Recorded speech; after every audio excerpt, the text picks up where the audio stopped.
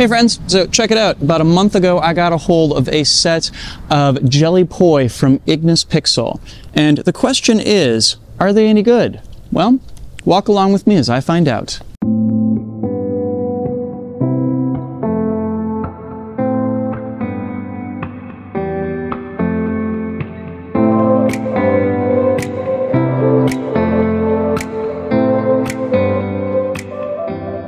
Drex here from DrexFactor Poi, sharing with you the love of poi spinning and flow arts to benefit your body and brain. And today, I am coming at you with a review of Jelly Poi by Ignis Pixel. But before we dive in, I just want to give a quick shout out to the friends of the channel. Big thanks to Dark Monk, Fire Mecha, Flow Fests, Flow Toys, Juggling Calling, Pyroterra Light Toys, Spin Balls, and Ultra Poi for helping to make the videos on this channel possible.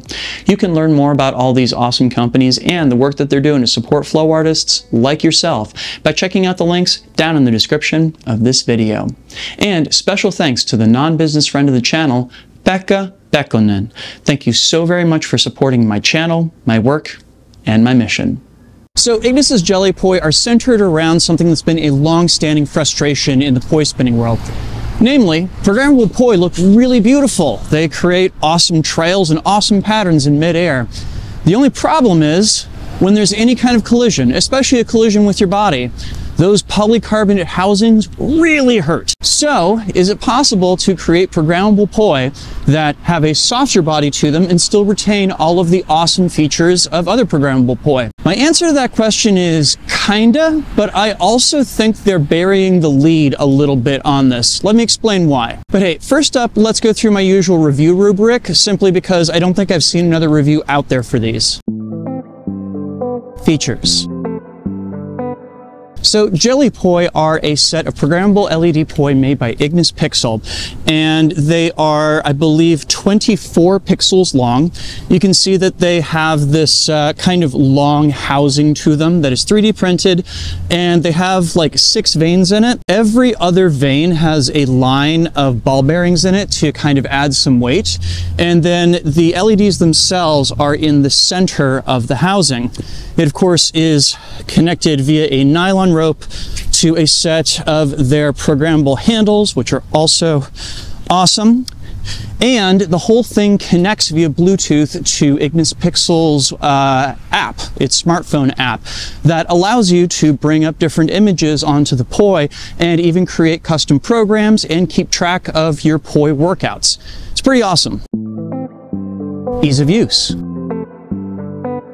So Jelly Poi have a one-button interface here, which in some other sets of LED poi, programmable or otherwise, that can sometimes be challenging. It's made easier in this case via the smartphone app, which I personally think is the gold standard for ease of use when it comes to flow art smartphone apps, and specifically with programming.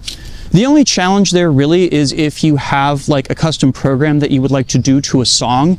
That's really not possible with the app. I've tried doing it.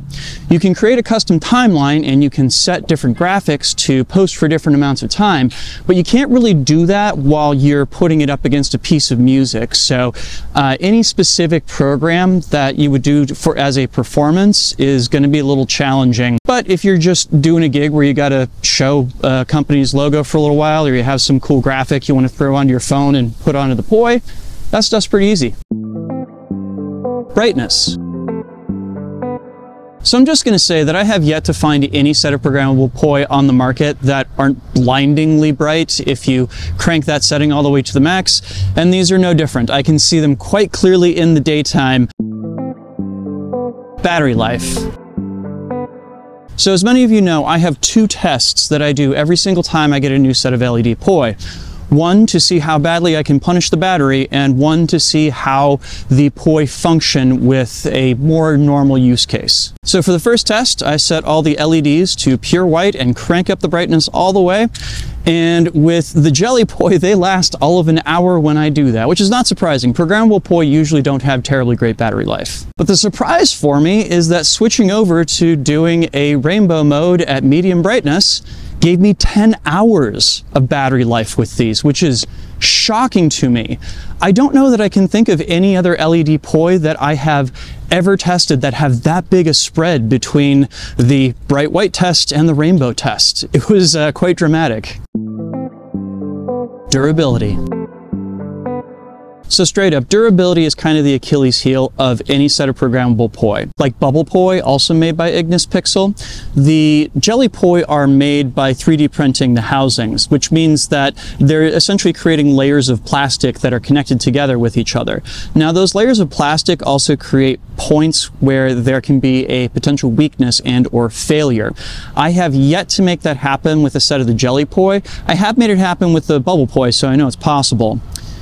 I do think, however, that having all the LEDs centrally located inside the housing is probably going to make it so these are going to be a little bit more durable than the Bubble Poi, but we'll have to see. All right, so now the real question that I know you all are waiting for. How exactly do they feel? Well, the answer to that is surprisingly good. I really don't know what I expected when I first picked these up. I think that at this point, I kind of just have this thing in the back of my head that whenever I see a rod form factor set of programmable Poi, I instantly think, they're going to look really pretty, but they're going to be a pain in the butt to spin. And that was not the case. I was pleasantly surprised to find that the weight distribution was such that they felt a lot like other sets of LED Poi that I've used over the years that are not programmable Poi. There's a lot more mass towards the end rather than having it distributed evenly throughout the entire length of the head.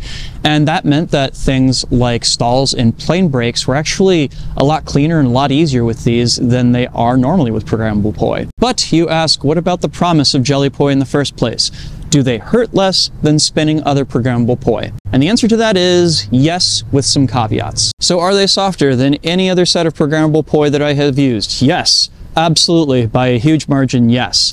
Does that mean that there is no possibility that they will hurt you when you use them? The answer is no. So low-key, the first day that I was using these, I have to admit that a few hours later, I was finding that my thumb was sore and I couldn't figure out why. And then I suddenly realized it was because I was doing a lot of one-handed spiral wraps with these Jelly Poi, and that all of that wonderful weight that is being added by these ball bearings got transferred directly into my thumb joint whenever I completed one of those spiral wraps. So it's still an order of magnitude better than other sets of programmable Poi that I have used, but it's not going to be like, say, using pod Poi. You are still going to have to watch out for those moments where you're making rapid and hard contact with the Poi. But truth be told, I actually don't think that that's the best selling point for these Poi. Just as an experiment, I brought them into the studio with me yesterday to see how they would work with me dancing. I have to admit, I was shocked when I discovered that the weight distribution in these Poi made them a perfect fit for my style of dance. Whether it was doing stalls or plane breaks on the beat, or really rapid changes in direction when I wanted to make tempo changes, these were shockingly good at keeping up. Like, yes, it's considered the holy grail of programmable Poi to have sets that don't hurt when you use them, but it's also kind of the holy grail of programmable Poi to have sets that more or less handle like non-programmable Poi, and these are pretty close to that. So ultimately, I'm actually pretty happy with them. I don't know how often I'm going to find use cases for them, simply because I just don't do gigs, but it's nice to know that they are an option when I am looking for something that can flash up a variety of different graphics and that handle pretty close to what I'm used to with my practice Poi. Price. Jelly Poi 24s from Ignis Pixel sell for $375 a pair without the programmable LED handles, but with the programmable LED handles, they are $465. The company is located abroad though, so do bear in mind that shipping might be a little bit of a challenge if you happen to go down that route. They're available over at ignispixel.com. And now I will leave you off with some footage of these in action. Enjoy.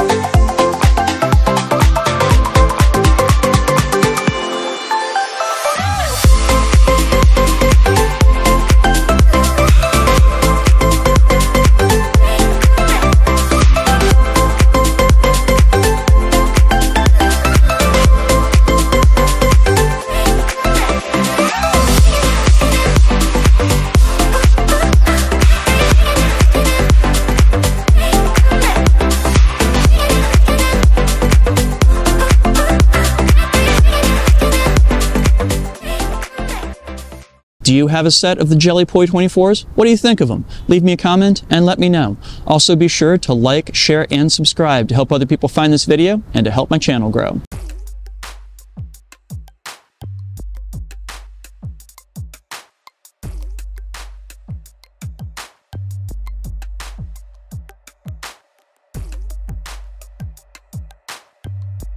This video would not be possible without all of my amazing Patreon supporters. In particular, I'd love to shout out my Flow patrons who are listed on screen right now.